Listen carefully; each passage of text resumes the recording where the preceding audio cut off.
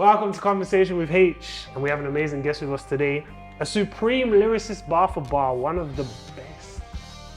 He's been on Beats. Beats one you been on? Yeah. Yeah. You've been on Rinse They don't call it that no more though. What do they call you now? It's like Apple Music. Oh yeah, get it right. He's on Apple something. Music, you get me? Change the name. You got Apple Music, Rinse FM, BBC One Extra, SBTV, Red Bull Music, Gospel Hydration, Premier Gospel and many more.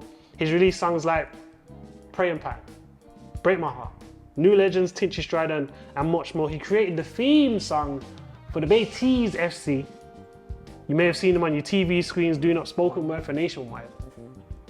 Former battle rapper, part of the Be More Pen movement, the deep thinker, St. Vincent and Jamaica's own, Shelly Melly, aka Melvillous, that's how you do it. Come on, bro. That's an intro and a half. I can't lie to you. No one ain't ever gonna top that. I love that. Oh gosh. So for those who don't know who you are, who's Melvillous and who's Mel? Okay. And are they the same person? That's a good question. I think I would say they're the same person. Okay. Yeah. Like I don't differentiate too much like between like my personal life and my music life. Like I tell people all the time, like when I'm writing lyrics and stuff, everything is fair game. I speak about everything. I don't try to kind of put on a persona in my music career. Like I feel like all of my songs are very personal. You hear my catalogue, you know my story kind of thing. Do you know what I'm saying? So yeah, I don't think there's much difference. Maybe when it comes to like, you know, social media stuff. Okay. Then it's a bit different. Explain that then. There's a huge issue with like oversharing. Do you know what I'm saying? That we have in this generation now because of social media. And I try not to like get too deep into that kind of stuff, into that world, because I just feel like, I don't know, that it becomes like performative. So people start posting stuff that they wouldn't normally post or they wouldn't normally share about themselves in normal conversation or whatever.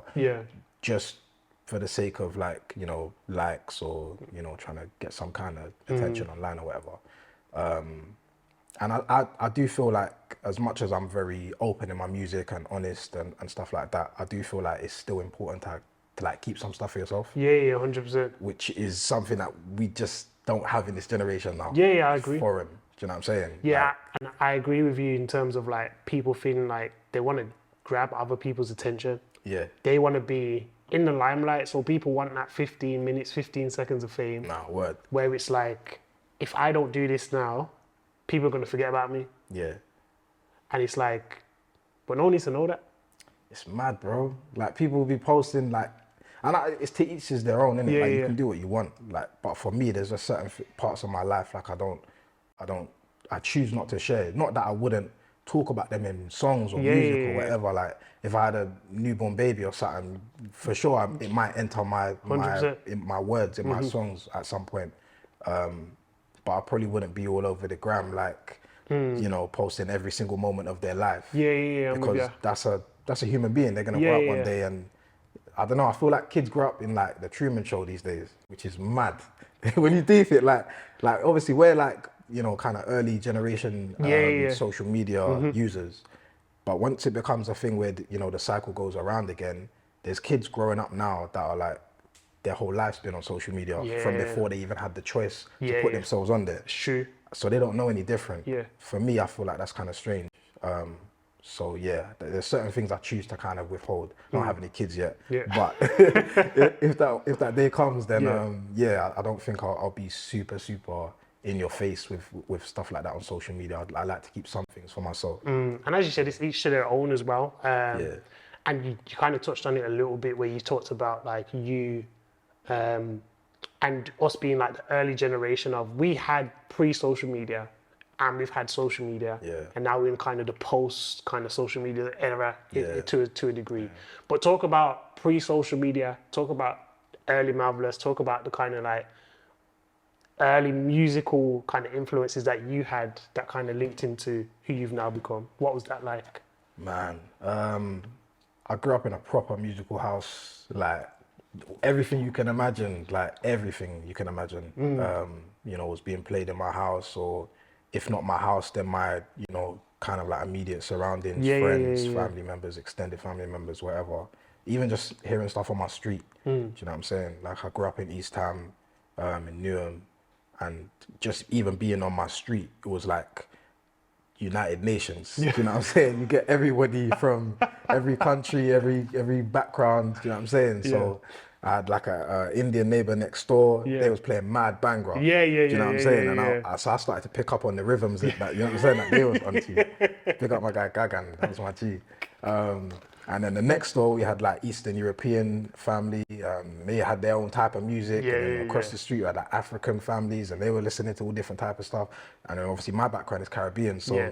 you know there was a bunch of like reggae and dancehall and Yeah. you know gospel as well. And then like I got an older brother, so my older brother put me onto like hip hop. And, Yeah, yeah, yeah. you know, we was listening to a lot of like boom bap stuff from New York that come out in the 90s. Yeah. And at the same time, I was growing up through the birth of grime.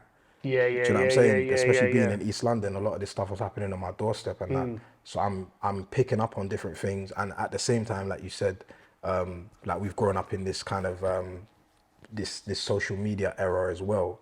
So I caught the beginning of that. I caught the beginning of things like YouTube. Yeah, yeah, yeah. And you know, Instagram and yeah, all of that. all Yeah, that yeah, kind yeah. of stuff. So I remember listening to like songs on like LimeWire, and do you know what I'm saying? And just hearing like the early releases of Yeah. stuff. And I remember having the first Lord of the Mics DVD, and I was gassed. And I brought it to school and I lost it. And, do you know what I'm saying? Like I remember all of that stuff. So I feel like even though I'm still quite young, I feel like I've lived through a lot of stuff. Yeah, yeah, yeah, There was a yeah, lot of stuff happening, like a melting pot that I grew up in. So yeah. Away from kind of the musical side though, what was your childhood like? Were you surrounded by a lot of family and friends? And just talk us through a little bit of that.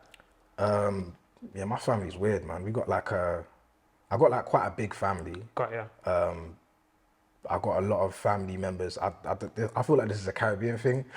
We got mad family that we don't know. No, facts. That's big facts. I got pure family, like especially on my dad's side, that are just cousins that I maybe have met once, maybe when I was a little youth, and I don't remember them. I could see them in the street, and I'll be like, "Are you?" Is that? Do you know what I'm saying? Maybe I clocked them through the family facial features or something or whatever. Yeah.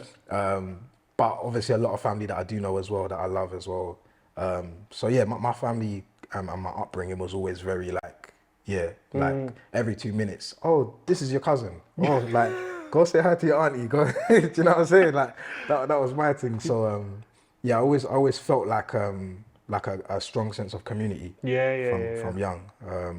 And I was quite you know, an outgoing kid, like fairly popular. I had friends in school. Do you know what I'm saying? So I always found it easy to like kind of, you know, mix with different groups and get to know people and become friendly and whatnot. So yeah, I feel like that influenced kind of like the type of person that I am. Like I feel like even though I can be quite anti, I feel like I'm a bit of a people person. Okay. Do you know what I'm saying? I'm like with you. I've done, even like professionally, I've worked jobs in like customer service where I've got to be like a people person. I've got to like, you know, shake hands, greet people, whatever. And I feel like that carried over into like, you know, music and stuff like that. It made it easy for me to talk to fans and engage with them and, you know, network with different people and within the industry and things like that. So yes, it's crazy how all of those small things from young have an influence on you as you grow up. And I think even so, like having a large family, being a part of a big family, whether it's one side or the other or both, I feel like that helps us to interact better with other people because you're so used to so many different personalities and being around them from a young age. Yeah, for real. It's kind of like, okay, I can tap into, oh, this is uncle so-and-so, this is auntie so-and-so, this is cousin so-and-so. So when I go into school or college or wherever it's going to be, it's like, okay, I'm used to being around a lot of people. Yeah. So you kind of know your place. You're kind of more cemented in who you are because you're used to being around a lot of people who have a lot of different personalities, if that makes sense. Yeah, for real. It's true. So you start your musical journey, but away from music, was there anything else you wanted to do or wanted to be? Man. Because your musical journey starts at like 10. Yeah. I feel like I didn't have many options, innit? There weren't no other choices for man. No. Yeah, like obviously I got into music very early. It was something that I I didn't necessarily think of, oh, I want to have a career in music. Got ya. It was just like, I don't know, it just kind of happened. But I knew I wanted to make music. Okay. Like, it was something I enjoyed doing. I enjoyed creating it. I enjoyed listening to it, appreciating it, watching it being made even by other people, like observing it. I love the whole process. But in terms of like other possible like career paths and avenues, like I don't really think there was much else. Like I always said to my mum, like, I want to be a businessman. I want to be a businessman. I want to do business. From when I was like young, maybe like 6, 7 years old. Where did that come from, no? No idea. You don't even know. You just hit your mum with. I don't know. I just always said that. Like, you ask my mum. Anyone ask my mum. Like, I always said from young, I'm gonna be a businessman, and I was really good with like managing money and stuff like that. Okay. So like when I used to get my pocket money or whatever, or I don't know, I might even save my dinner money or something from school and just hold that. You know what I'm saying? Something else, and then, you know what I'm saying? If I'm getting like, I don't know, like £2 a day or whatever, it might have been whatever for my lunch that day. I'm like, yo, I'll spend £1.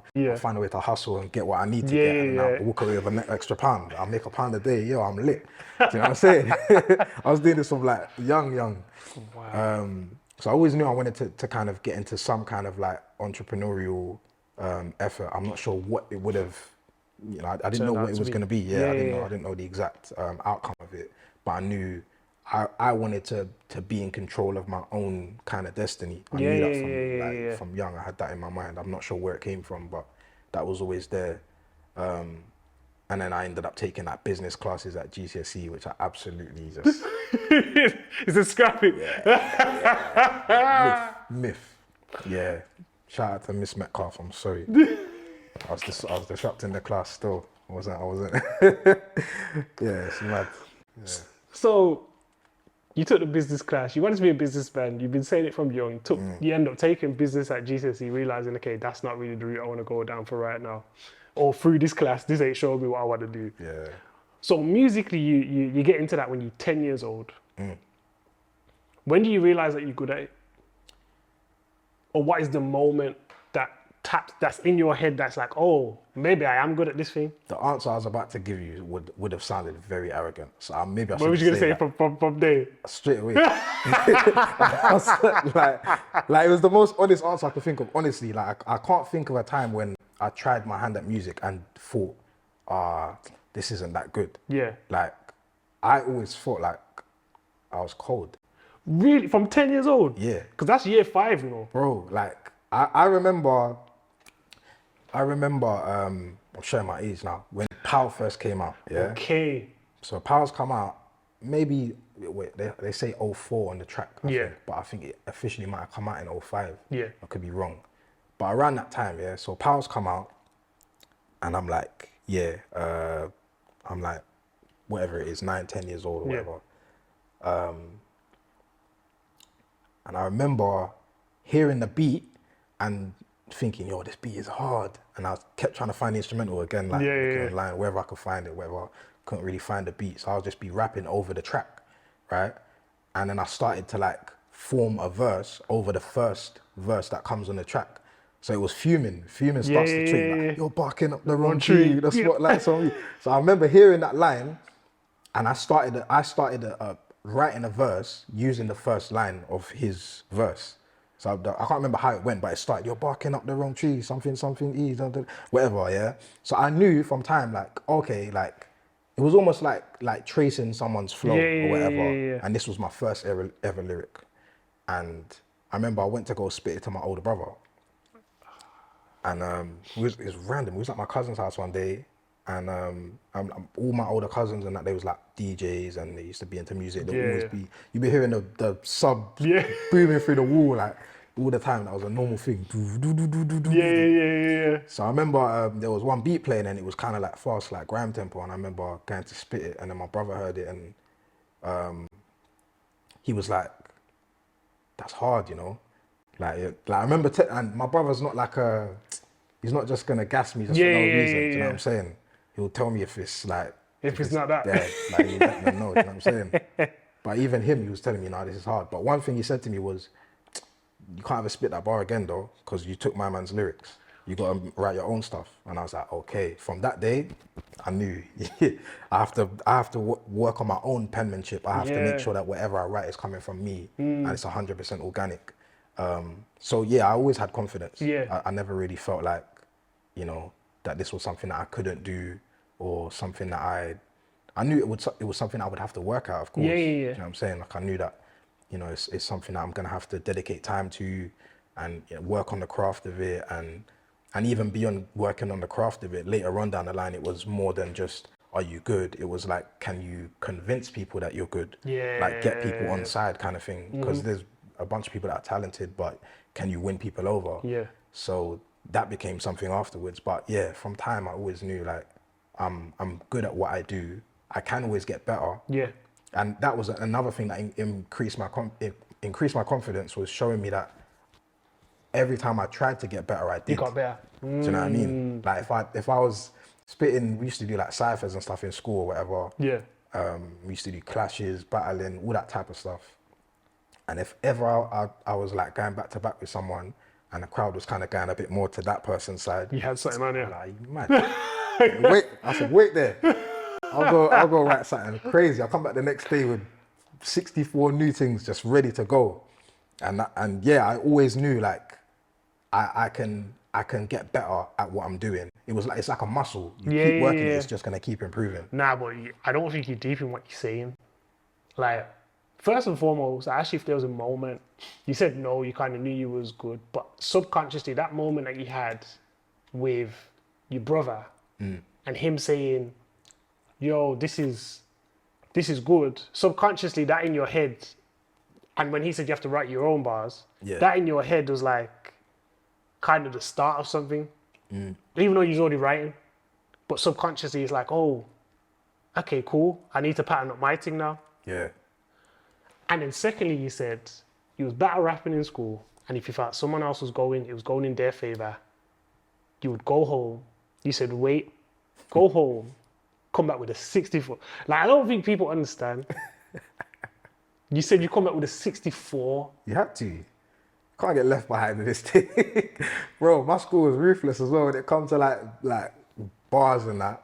You know what I'm saying? There was like a small unit of us like that we was really into like spitting and like I said, we was like grandkids. Yeah. You know what I'm saying? So we grew up in that, you know, Lord of the Mics kind of era.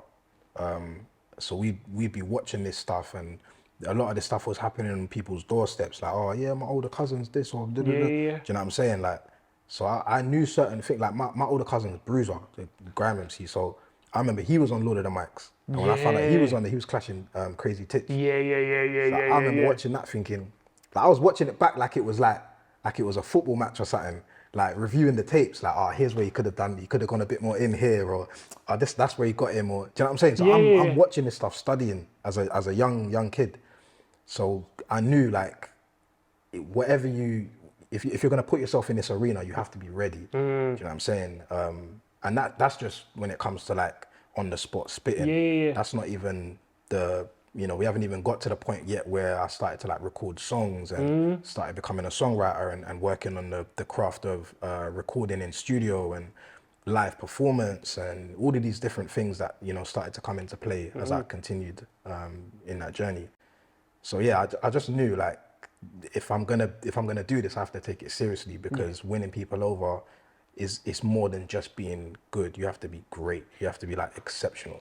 So you've been tapped in. Yeah. Like, this isn't like, it's not like there was a year when something happened. As soon as you got into this thing, you was tapped into this. Yeah. Which is like, you hear a lot of these stories, especially like creatives and artists as well, where it's like, I knew I had this gift, I tapped into it that one time, and then I just kind of went with it. How did you becoming a battle rapper and all these kind of things, how does that then motivate you to then kind of make that transition to artist? Or is it kind of like, I've been a battle rapper, I know what it is to write and to do the, as you just spoke about. How do you then do that transition to songwriter, artist, how you do the song and all these kind of things? How do you make that transition? I guess I just watched others. Like I watched what other people were doing. Yeah. like I said, I've always been a student, so I'm watching people like Gets. Like I'm watching, oh, he's clashing my man, or he's doing this, or he just had a little clash with Napa or whoever, Yeah. whatever. But then I'm also seeing, oh, as he's progressing in his journey, he's not doing that as much. He's more focused on making songs and mixtapes and, do you know what I'm saying, and Yeah. creating bodies of work. And then what's happening to those songs? Oh, they're getting played on radio stations, and oh, and then he's getting to perform them at certain shows, Yeah, and yeah. that's increasing his fan base. Now he's a bigger artist than he was last year or the year before, and it's all, a culmination of these things. So I started to kind of just, observe like what other people who I admire were doing, and I just kind of mimicked it, really. Your analysis of this thing called rap is deeper than you probably think. Bro, I live and breathe this thing, man. Like, maybe too much sometimes, do you know what I'm saying? Like, to my detriment, but I'm really like when people say they're a student of something, like, bro, I've lived nothing but this since I was 10. Maybe technically earlier than that, but that was when I really stepped my foot in, which is, I think, sometimes why I find myself like, I'm okay to take breaks, because I feel like, yeah, I've been doing this thing like nearly 20 years, fam. Like, Yeah. really, when you deep it, like, I think some people might look at you and think, oh, I only just discovered you a few months ago, so keep doing what you're doing so that I can get more from you. When really, there's a whole back catalogue, there's a whole journey that a lot of people aren't privy to. Yeah. But it is what it is. You kind of just have to march your way through it. But I'm really like, I pride myself on being a student of something, and if I say that I want to be not just good, not just great, but dare I say the best at this thing, I have to give my all to it. Yeah, yeah, I yeah. have to treat it with the respect that it deserves. I have to do my homework. Like, there's artists that I listen to, and I've been listening to that came out before I was born. Like, Nas Illmatic was one of my favorite albums. Like, I rinsed it, and that probably came out the year I was born.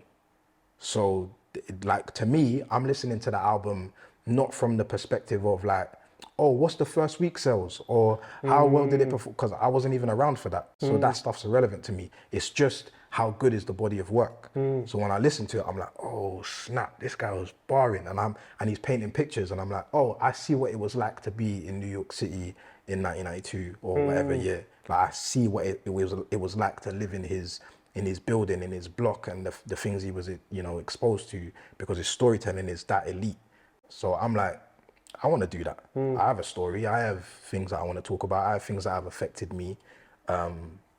And I've always been a pretty introspective person as well. So I love the art of storytelling. I love being able to like make a song and paint a picture for someone, and they may not have even been present while I was experiencing what I was experiencing, but they feel like they was right next to me. Best feeling ever. Yeah. I don't know if I'm going back or if the timeline's still correct, but you talk about kind of the rapping and being a student of it, and I can imagine growing up, especially in the grime era, there's certain lyrics and all those kind of things that you're saying and, you're tapping into just because that's part of the era. Yeah. So in 2007, something happens which kind of shifts who you are. What happens in 2007? And the back end question of that is, how does that shift who you are as not only the person, as the man, but as the artist? Good question, man. 2007 was when I came to faith. So, like I said, I was already in a somewhat Christian household. You know what I'm saying? My mum was a believer. Yeah. So, as much as I'm hearing one type of music, and, my dad's banging reggae, and I'm hearing their pure bad word getting cussed, whatever. My mum's on the other side of the house banging Fred Hammond. And You just get a mixture of you know what I'm everything. saying? Like, I'm hearing all type of tunes. So, but yeah, my mum was always like, yeah, you gotta come to church. It wasn't even a question. It wasn't even there was no debate or, negotiation about it. Yeah. It was just normal. Yeah. So I was constantly, soaking up this stuff, this, Christianity, and soaking up things of God. And I guess, yeah, it got to the point where like I said, I'm the youngest, right? Hmm. So I remember my older brother having the kind of opportunity to go where he wanted to go, Yeah, yeah, right? yeah, yeah, yeah. So my mum got to the point where she kind of stopped dragging him, and it was like, either come or you don't. It's Yeah, on yeah, you. it's one You're, of the ones. you know what I'm saying? You're becoming a grown man now, so you got to make those decisions for yourself. So for me, when I got to that point, it just so happened that, you know, I really felt like a strong encounter with God. And it was like, oh my days, this, not like, oh, this was real the whole time or whatever, because I always believed it to be true. Yeah, It was just, the personal encounter. yeah, Yeah. like it's got to be for you. It's got to be more than just, because that was one thing I always told people, like, especially when, you know, people ask me to share my testimony or whatever from early. I used to be like, I just got to the point where I realized I can't get into heaven like tagging onto my mum's Yeah, yeah, coat. yeah, yeah, Like I yeah. can't hold on to her and, yo, let me in off the back of her faith. Like Yeah, it's yeah. got to be a relationship with me and God Himself, and it's as simple as that. And yeah, I guess it was like a weird but beautiful love story. Do you know what I'm saying? And like God was pursuing me all that time, and I just didn't deep it. Do Yeah. you know what I'm saying? So yeah, man. It got to that point where I was like, all right, cool, it's time. Like I've got to take this seriously. I've got to commit, you know. And it was, I don't know. I don't feel like it was that difficult of a decision to make. Quite, yeah. You know what I'm I'm with saying? you. I feel Yeah, like it yeah. was a no-brainer for me. I know some people they you know when they come Wrestle to with faith it. they wrestle with it. Yeah. So, but for me it was pretty straightforward. Like I knew who God was, and I knew that I couldn't mess about. You know what I'm saying? I had to take it seriously. And yeah, from then, obviously, like I say, I've always been very introspective with my words and you know, letting people into my life with my music and Yeah.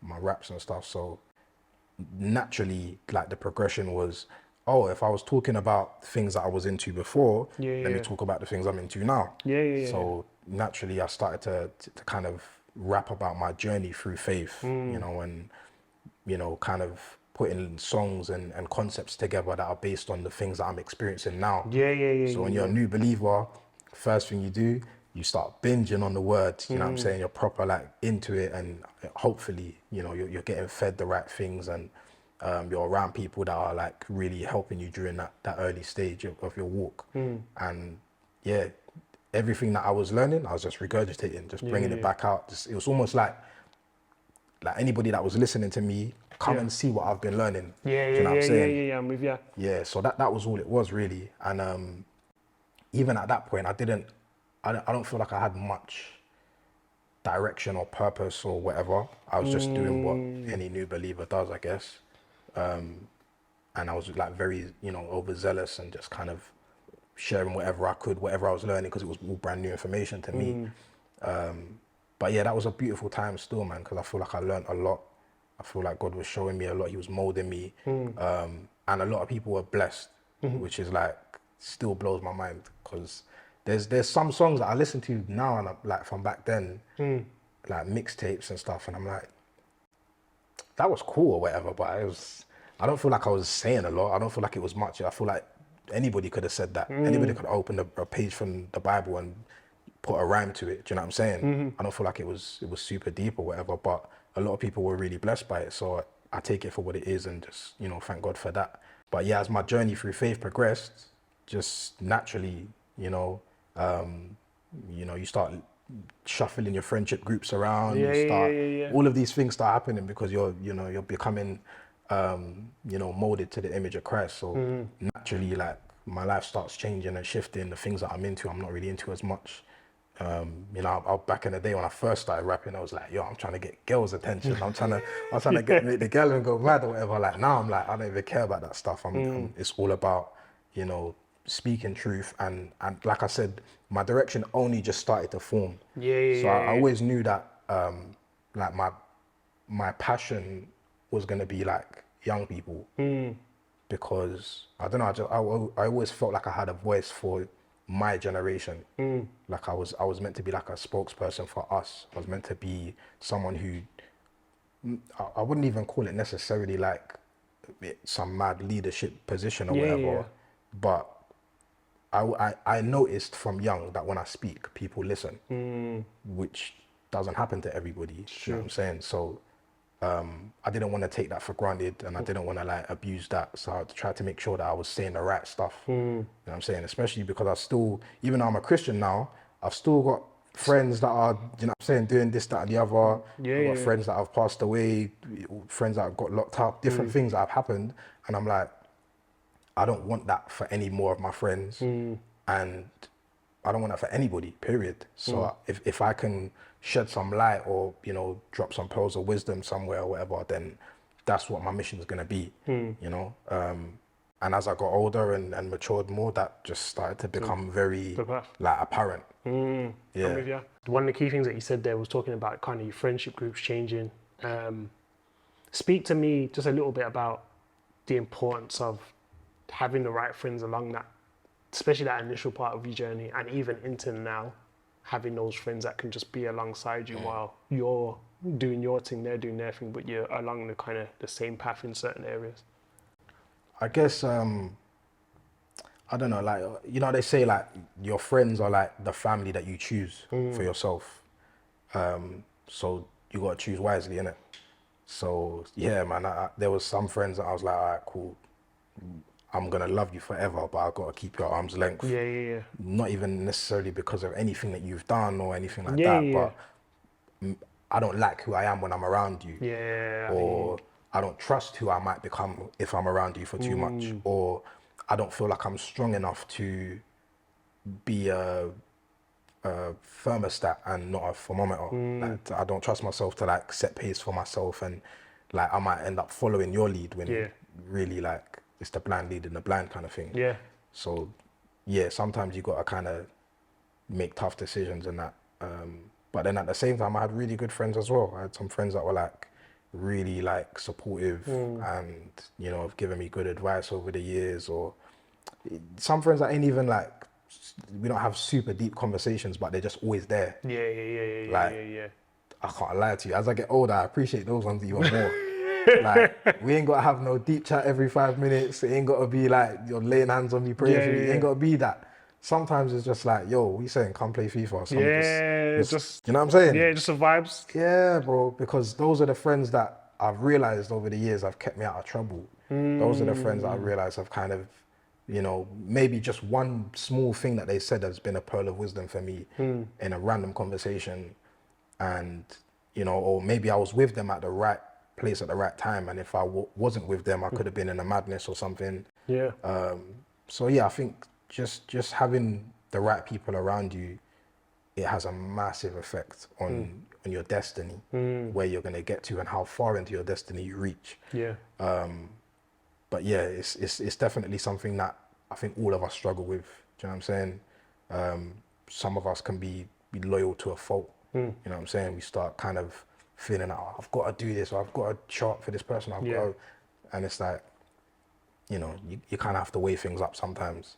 But as I say, I've been getting a bit more. I hope to think that I've been getting a bit wiser as I'm getting older, and I don't stress over things like distance or time as much as I used to. I used to be like, yo, if I ain't with you all the time, like, yo, we got to be rolling tight all the time with us. We're not friends. Well, bun that, man. Like, go do your thing. You've got life to handle. Like, I'll see you when I see you. I'm always going to be mindful of you, always going to be prayerful of you. And I hope that you're the same with me. But whatever's going on in your life right now, you need to attend to that, because life is gonna life. Yeah, life is life. Life will be life. It's not that deep, fam. We're not youths no more. Like, it's not that deep to just be, we got to be in each other's space all the time. Like, sometimes I got friends that I might check in with like maybe once or twice a year, and it's like, I feel tighter with some of those people than the people that I might even be rolling with on a regular, or that I see regularly or whatever. I learned that was one thing that I learned in school as well, or just after school, was that a lot of us make friends out of proximity, or just out of convenience, not necessarily because the relationship's been tried and tested or anything like that. A lot of us kind of we make friends just because that person's nearby. Oh yeah, cool. We go to the same this, or we go to the same that. We catch the same bus home. You know what I'm saying? And it's like, sometimes a good friendship can blossom from that. Don't get me wrong, But sometimes you kind of just got to be real with yourself and be like, why are we even claiming to be friends? It's not really adapting. Do you know what I'm saying? And it's Yeah. doesn't mean that we don't like each other.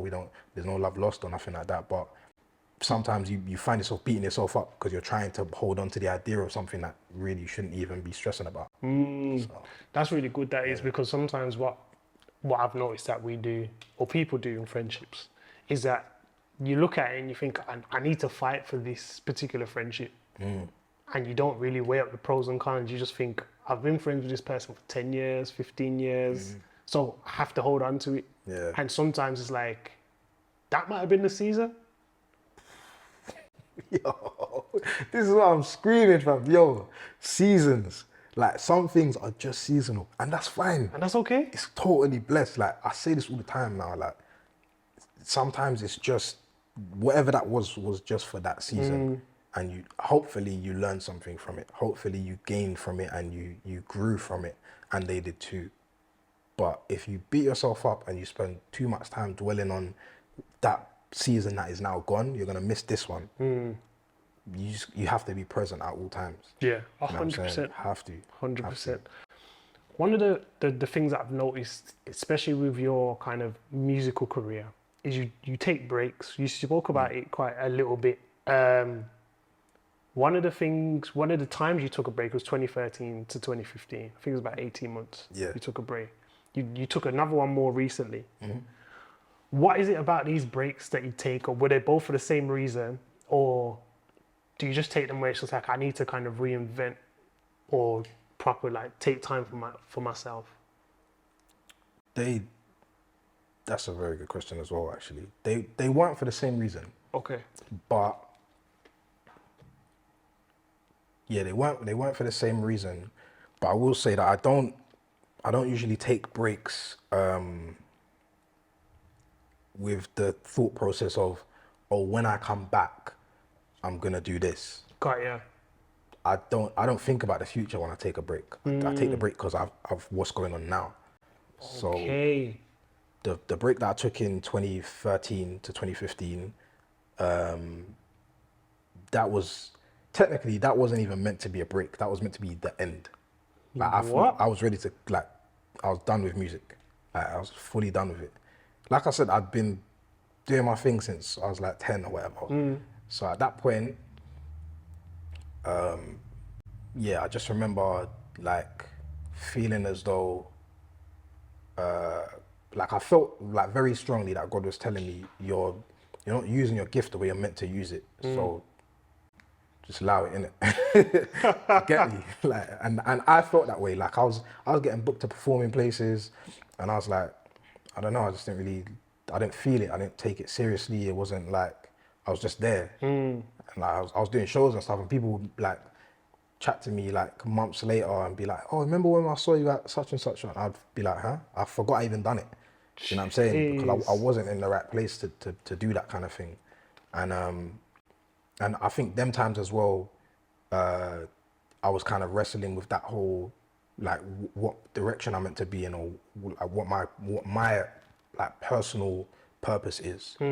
I felt like, oh, I'm going to like minister at these events or whatever. Yeah. Like, oh, you're a rap minister or whatever. And I started like feeling like, yo, that's not even my thing. Like, that's not man's thing. I'm not a minister. I'm not a, like, if I'm performing and you feel ministered to, cool. Like, let the Spirit do what he's doing. You know what I'm saying? But I don't feel like I'm meant to be that. So I was wrestling with that for time, and yeah, all of these things in my mind and what I felt like God was saying to me, I had to just put the mic down. And I felt like I was relying too much on my gift.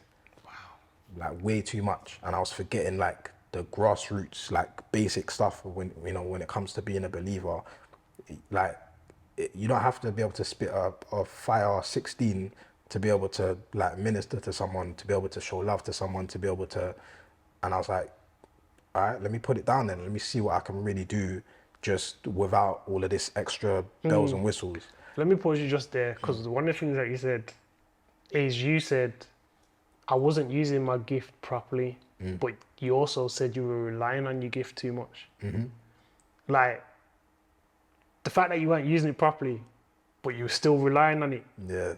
is like, it's a double-edged sword at the same time because you're not using it properly, but you still overuse it. You know, Bro, you know it's a what I'm dangerous saying? place. I'm telling you, it's a dangerous place to be, man. Like, and I feel like stopping at that time was the best decision I could have made. The best, honestly. And I stopped with like a sincere heart as well. Like I Yeah. said, I didn't stop with the thought of, oh, I'm gonna stop now, then I'm gonna And come come back back and I'm and gonna do this. yeah. I didn't think none of that. I was like, I'm done. It's a wrap. I made one last mixtape called It Undeserving, and that was it. And I was like, all right, see you later. And I was prepared to just live the rest of my life, just, you know, being used by God, hopefully in whatever Yeah. capacity, but didn't have any kind of clear cut, you know, idea of what I was gonna do. I just knew that whatever I'm doing is not right at this time. It's not right for me, so I need to just put it on the side for a bit. So I did that, and I ended up going on a mission trip actually with my church to the Philippines. And that was where I realized like, oh yeah, like it makes sense because while I was out there, like a couple times obviously people would ask me to perform or whatever and Yeah. it was cool. But I remember feeling like, it doesn't matter how hard I'm going right now, they can't understand me. Yeah. So me spitting like flames is not doing nothing for them. Do you get it? I have to love them in a way that is like actually understandable to them. So I started to like, you know what I'm saying? Like learn how to be of service in Yeah. different ways. That's good. So I was like, oh, rah, like it was a real like teaching lesson for me. And yeah, I came back from that trip and just continued with that for a while. And yeah, I don't know, at some point the hunger just came and I felt like God was like, yeah, all right, cool, you learned your lesson. Like now let's come back and go ham. And I was like for a while, even with that, like I felt like God was telling me that, but I wrestled with that because I felt like maybe it's my ego. Do you know what I'm saying? I thought, oh, Wow. maybe I just want to do it so bad that I'm telling myself that God is telling me I'm meant to do this. So even when he told me the first time, I allowed it. I was like, nah. I took, you know what I'm saying? I was just baking off, just doing what I need to do. And then, yeah, I just kept hearing God's voice saying, like, yo, like, you need to come back. Like, you've got more to do. And you're not going to be in the same position that you were in before. I've got a different mission for you now. And hopefully it'll be more clear, like what direction you're meant to be in. And yeah, that was like the start of like, I don't know, you could call it like me being like an outward facing believer. Like I was doing all of this like, oh yeah, minister. And I was like, fam, that's not for me. I'm meant to be out there. Like I'm trying to be in the trenches. Like that's where I always felt like my heart was called to. Yeah.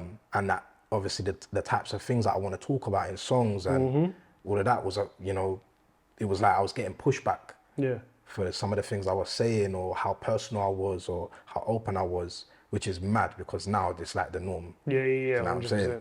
But back then, yo, I was taking stones for that. Do you know what I'm saying? That's why I big up people like Lecrae because he was taking the most stones. Like he was going through a lot of stuff stateside. And yeah, I felt like if I'm coming back, I have a specific audience that I'm here to reach and I'm here to speak to. And that was, yeah, everything just kind of fell into place. I said to God, I was like, yo, if this is what you want me to do, you pattern it. Yeah. You get me? Like, with all due respect, respectfully, I'm not trying to like force this or do it off my own back or my own strength. So if this is really from you, then you'll provide the means for it to happen. Yeah. And I was like, okay, I need a new producer. I need someone that I can sit down and work with and cultivate this sound with and, do you know what I'm saying? And really target this audience with. Within a couple of days, I found Coleman's, just randomly on SoundCloud. Do you know what I'm saying? Like he literally led me to Coleman's. So yeah, that whole thing was just, yeah, it was like a wilderness period for me, but it made a lot of sense in the end, and I understood what God was trying to show me and why it took the time that it took. So that was the reason why I took that break, 2013.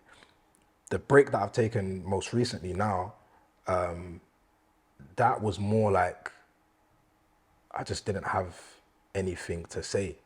Like I felt like I didn't feel like I was done with music. Like I knew like, yeah, I had more to do. I still feel like I have more to do, but like I say, I got to the point where I'm just comfortable with myself. Like I don't play the same game. I don't play by the same rules that a lot of other artists are playing by, where they feel like, oh, I've got to drop this year. This is my yearly strategy, and I'm gonna do this, and I'm like, cool. If that's what works for you, then cool. But I have to remind myself, I'm not here to just be an artist. Like, I'm here to make change. I'm here to make impact. I'm here to, like, my songs are like for specific reasons and needs. Yeah. So even though they're very personal to me, and a lot of the time I'm just telling my story, me telling my story is for other people who don't know how to tell their own story, or struggling with similar things, or maybe they're yet to come across it, and then when they do, it's like, oh my days, he said that in that song, and that's the perfect thing of advice that I needed, or whatever. So yeah, I took the time out because I didn't really feel like I had much to say. I didn't really feel like there was much for me to talk about at that time. And obviously, like, it came off the back of, like, the pandemic and everything that was going on with that, you know, and it felt like a time where I just needed to be quiet for a bit. So I took some time out, and I was like, all right, cool. And I did some other stuff, did some TV work, whatever, and that was cool. But in that time, I was still making stuff. I just didn't feel like it needed to be out to the world. And that goes back to what I was saying earlier on about, like, this generation and, like, oversharing. I don't feel like every lyric I write needs to be heard by the world. I'm not that arrogant. I don't feel like everything that I say needs to be out to everyone. Like, some things are just for myself. There's songs that I've made, like countless songs, that will never see the light of day because they're for me. They're for my own personal, you know, therapy, or just to get my thoughts out of my head. You know, to kind of, you know, put myself at ease or whatever. Sometimes there's songs that I've written that I've recorded, and I'm having a conversation with someone, and I'm like, what you're going through right now, you need to hear this song. I want to play this song for you. No one else has heard it, but I feel like it might be applicable to you. And if it's only applicable to you, and it is of some use to you, or some solace to you, I've done my job. I don't need a couple 100,000. I don't need no streams. I don't need no radio. For, like, just you hearing this song, just the two of us having this conversation, and it's applicable to you right now. The song's completed its task. Do you know what I'm saying? Like, and I'm happy with that. So because I have that mindset, it's easy for me to just sit back and be like, ah, cool, I can take time out and whatever. When other people are telling me, you're mad, are you crazy? You just dropped this and you're meant to keep going, or you're meant to, you know what I'm saying? Or why are you not dropping on this? Why are you not doing? I'm like, sometimes I do get caught up in that. You know, there is a pressure for that sometimes, especially when you see your peers doing certain things. Like, but I have to remind myself, like, my thing's always been different. My purpose has always been different. So why am I acting like I've got the same mission or purpose as someone else? What they're doing is good for them. What I'm doing, I have to focus on it and remind myself, like, you know, what God has called me for, and just walk in it confidently. As a consumer of your music, explain to me, or give me just one thing that we as consumers don't see that you as an artist or creative goes through.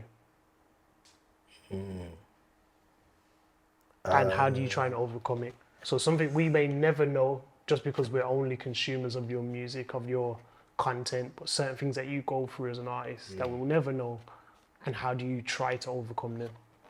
Maybe like industry politics or stuff like that. You know, things that the average consumer is not really going to be privy to, like, the hoops that you got to jump through to get your song played on this thing or to whatever. But again, like I say, like, that's not really my mission anyway. So I try to steer clear of that.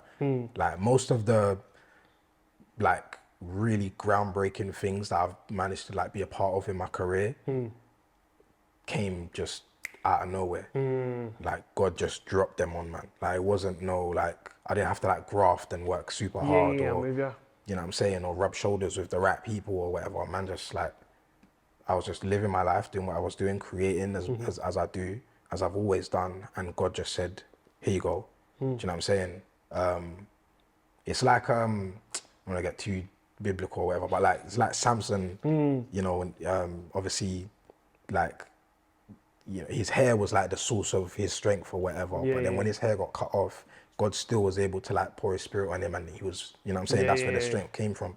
So there's times when I'm just doing my thing and I feel like God will just like chuck some extra rocket boosters on it, and then it goes, do you know what I'm saying? And I could do the same thing the following week and it does nothing. Yeah. But sometimes it's just, you know, Timing. yeah, it's just timing, and that's why I'm very confident that what I'm doing is purpose driven. It can't just be like strategized or whatever, or, you know, super planned out. Like, if something works out and it has like, you know, huge visibility and everyone's able to see it, or oh, you was on this radio station, or you did this massive performance, or you did this, or this song blew up massively or whatever, it's because someone was meant to hear it, or something was meant to happen off the back of that, not because I thought of some master strategy To do it. plan or whatever to make it happen. So I think because of that, I try not to dive too deep into that world and put too much stress on that. But there are times when you got to play industry politics or whatever, and I think maybe, yeah, most consumers might not be aware of that. Yeah. Not even necessarily just with me, but with any artist that they listen to. Like, I've seen people go through like label issues, and you know, they can't release their songs or whatever, and their number one fan might be like, "You're letting me down. Like, I want to hear more stuff from you. Your music gets me through the day. Like, why are you not dropping?" And it's like, oh, there's reasons why. You just might not know. But for me, I like I said, I try to be as open as I can. Like, my DMs are always open, so I'm always chatting to supporters and fans and people that enjoy my music, and they might have questions for me, like, "Oh, where you been at? Like, I ain't heard from you in a bit," or "I'm still listening to this EP that you dropped," or whatever. Like, where you been at? And I'll talk to them about what I'm going through. I'm transparent, like, "Oh yeah, I just went through this. Like, I just had a breakup, or my brethren just passed away, or whatever it might be. Like, I'm just not inspired right now, or I don't feel like I have anything to say right now, but I'll drop something soon." Like, I'm happy to have those conversations, because I don't like to leave people in the dark about stuff. But yeah, on that note, like, for the most part, I am like creating all the time. I'm with you. But yeah. Away from the music, how do you cope with the weight of the expectations you put on yourself in becoming the man you want to be? This question is deep, right? How do I cope with the weight of the expectation of like becoming the man I want to be? Yeah. That's probably the thing that I spend the most time thinking about. And it is a very heavy weight. And I don't feel like it's necessarily a weight that anyone else is putting on me. Sometimes it is, sometimes society, sometimes whatever, like, "Oh, you got to do this," or especially for men, like, "Oh, you got to do this, and this, otherwise you ain't a man. You got to be able to provide this, and this, or you ain't a man. You got to be able to firm all of this trauma, all of this pain, and don't you dare shed a tear about it, otherwise you ain't a man." Sometimes that stuff is put on us. And then there's also stuff that we put on ourselves that, you know, we kind of have to, I don't know, I guess just, you know, try to see past and see beyond. But yeah, it's something I wrestle with every day, man. It's a weight that I wake up literally, oh, it's just on, man. Like, I've got to be the guy. I've got to do this. I've got to be like a good older brother to like the young G's that look up to me. I've got to be a good like figure for them.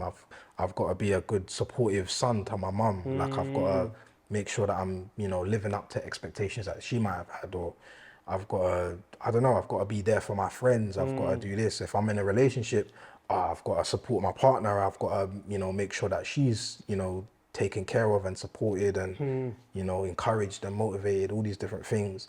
And then it's like, okay, what are you giving to yourself? Like, what are you, like, is there anything left to give to yourself? And I talk about this, you know, a lot of the times with a lot of my guy friends who are going through similar things and feel similar pressures. And I feel like there's no clear-cut answer. Sometimes when we talk about it, that helps. So I would encourage like guys to like speak to other guys, especially. You know what I'm saying? I'm sure ladies out there experience that as well, and you know, they have their own you know, pressures that they feel. But speaking from my perspective as a young man, like I always feel like, man, there's so much expected of us, and yeah, it's like the higher you go, you know, the more things you're able to achieve, and the more is expected of you now, Yeah. because it's like, you know, you did that, so you got to be able to do this as well. But yeah, it's definitely something I struggle with a lot, and I wish I had the clear-cut answer for it, but I just don't. That's the truth. Like, yeah, the point of me asking you that question is not to get the clearest answer. The point of me asking you that question is to get the truth. So I'm not trying to say, oh, I need it to be in this type of order or X, Y, and Z. The question is to get the truth. yeah, And the truth is sometimes we, as men, as black men in particular, we don't know how to handle the expectations or the pressures, mainly because sometimes it's because of what we've seen or haven't seen in our lives. Sometimes it's just a case of, no one told me this would happen. So I might have seen someone else handle it in their old way, but when it's come to me, it's like, hold on, I feel like I've got 2, 3, 4 more extra things than that person had. So then it's like the balance doesn't feel right. And I think it's important what you said in terms of having conversations with other men who are going through similar things, because it's a freeing conversation, especially with ones that you trust and can keep you accountable and can just, not just accountability in terms of, oh, if you're doing something wrong, but accountability in terms of, yo, have you taken that time to do what you need to do? Have you scheduled in time for yourself to rest and just be where you need to be? So I think it's important what you said in terms of having those conversations with other people, other males who are going through what you're going through. Are you worried about any part of your future or what you want to achieve in the future? Is there anything that you're worried or fearful about? Or is that not a thing because, you know, what you're doing is purpose driven? I guess there is fear. There is like some worry, like, oh, will I achieve all that I was meant to achieve? Like, whatever God's got for me, I don't want to miss it. Do you know what I'm saying? In whatever capacity that could be. That could be in relationships, that could be in work, that could be in, you know, whatever. I want to make sure that I'm ready and available for whatever I'm meant to do at any given time. It could just be like, I don't know, I'm walking down the street and I see someone is in need or whatever, and you have that moment where you're like, I need to be somewhere, so you have that quick moment of wrestling, or maybe it might be a money thing, like someone's in need of money or whatever. You're like, I've got some change in my pocket, but I was planning on using it for this thing. And it's in those moments where it's like, you either catch what you're meant to do or you miss what you was meant to do. And it's very simple, and it doesn't make you I don't think it makes you a bad person or anything like that if you miss it. But for me, I'm quite, you just don't want to miss it. I'm hard on myself about things like that. Like it will weigh on my mind later in the day or whatever. Like I could have gone about my business, I'm chatting to someone, and then, I don't know, my mind is absent for a minute, and they're like, are you good? And I'm thinking about, I should have just bust my man a little change, or I should have stopped to help her with her shopping, or because she was struggling, or I should have like asked my brethren, like, are you good, a second, third time? Because the answer weren't really what. Do you know what I'm saying? He said he's good, but I don't know if he was really good like that. So I'm with you. I should have, you know, put a little bit more pressure on it or whatever. But yeah, I don't know. It's those moments that I dwell on the most, and I think, yeah, my worry is like, will I miss those? And I guess that it's a daily thing. So it's you know, I guess every day is a new chance to make that right, and to, you know, not miss the mark. Yeah, in a sense it is a worry, but at the same time, you know, I'm only one man. You know what I'm saying? So that's another thing, like we said before, about pressure that we put on ourselves. I have to kind of remind myself, like, yo, you're not Superman, you know, like you can't be everything to everyone. That's the key. Every day, every moment of every day. Like, sometimes you just got to cut yourself some slack, like, you know, but it's a fine balance. You know what I'm saying? You don't want to be doing absolutely nothing for no one and just being useless, and, you know, like we said before, wasting your gift or using your gift incorrectly or whatever it might be.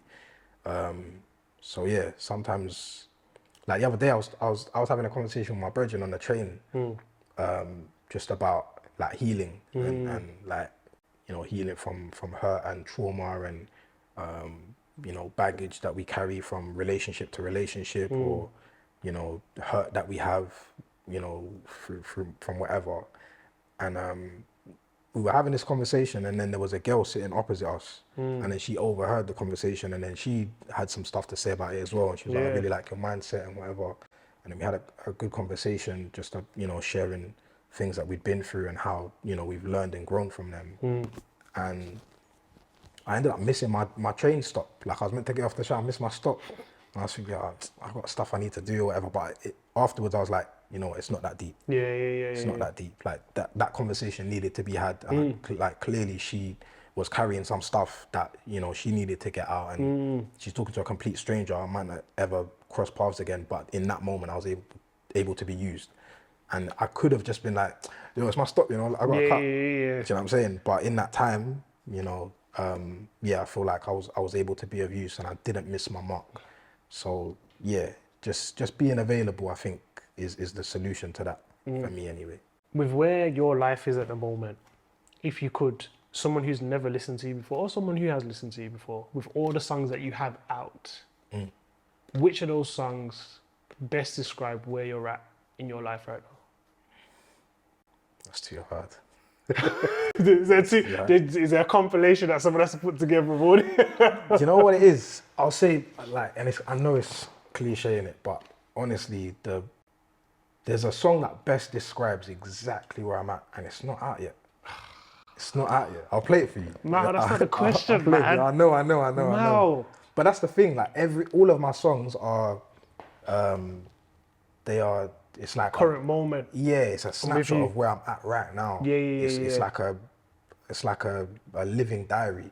So everything that I'm experiencing right now, I'm writing it down as I'm going through it. Like I don't go through stuff and then 2 years later be like, oh, remember when maybe I might do some reflective stuff or whatever every now and again, but for the most part I'm talking about where I'm at, which is why sometimes it takes a while, because maybe I just haven't gone through enough stuff to talk about, or I don't feel that inspired to talk about it. But yeah, I try my best to be very transparent about where I'm at as I'm going through it, and I'll write it down, and sometimes it will come out, sometimes it won't. But I've got a song.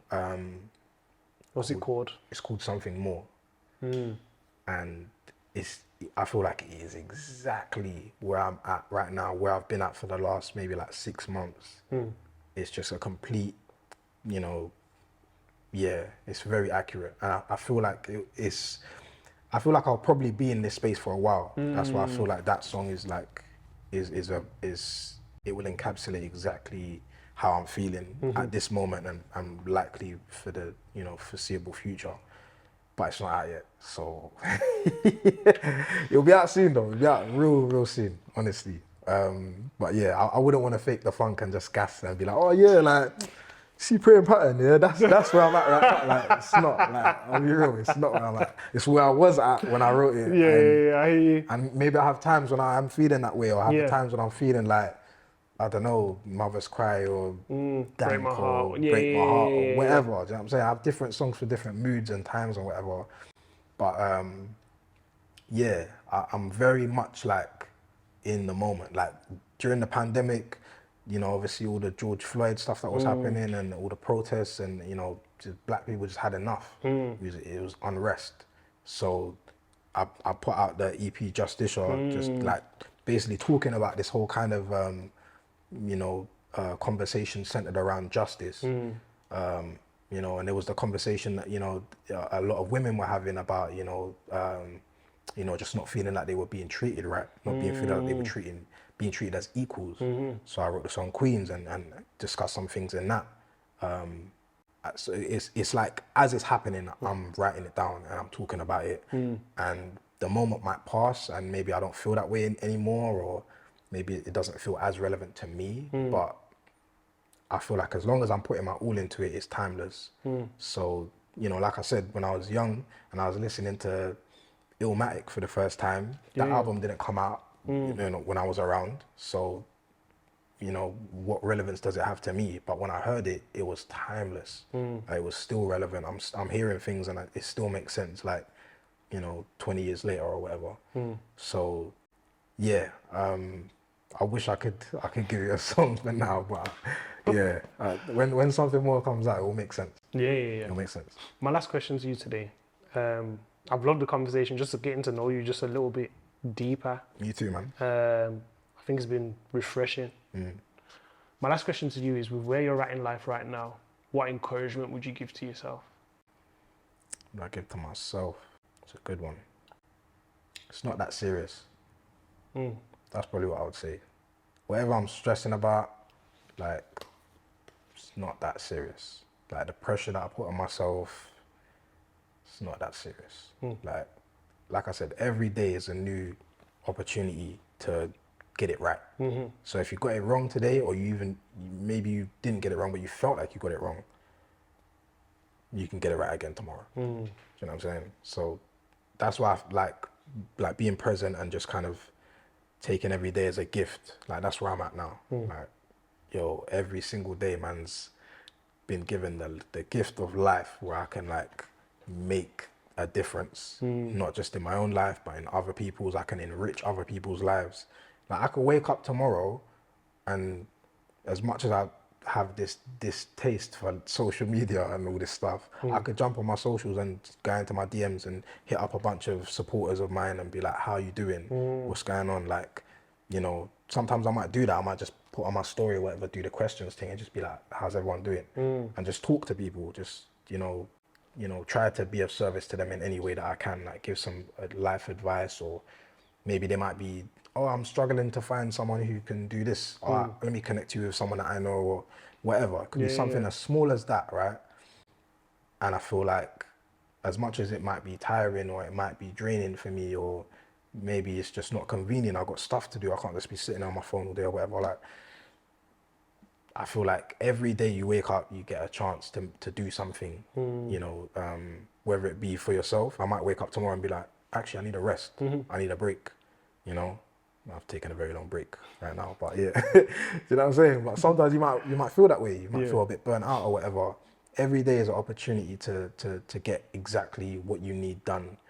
And yeah, all the stress and all the pressure that we put on ourselves, it's not that serious, man. Like, let's keep it real. All this social media stuff is fake anyway. Everyone's posting their highlight reels. None of it's real. Like, none of it is serious. Like, let's just try and stay in reality as much as we can. And I feel like it will be easier for us to be of service to one another. Yeah. No, appreciate you, you know. My guy, come on. Melvillous, the amazing Melvillous. Something's more, I don't know when that's coming out, but you guys watch out for that, because that's when we know where Melvillous is at. But it's been marvellous. It's been conversation with Haych. We've got more content coming for you very, very soon. Make sure you like, comment, subscribe to the channel. And see you guys later.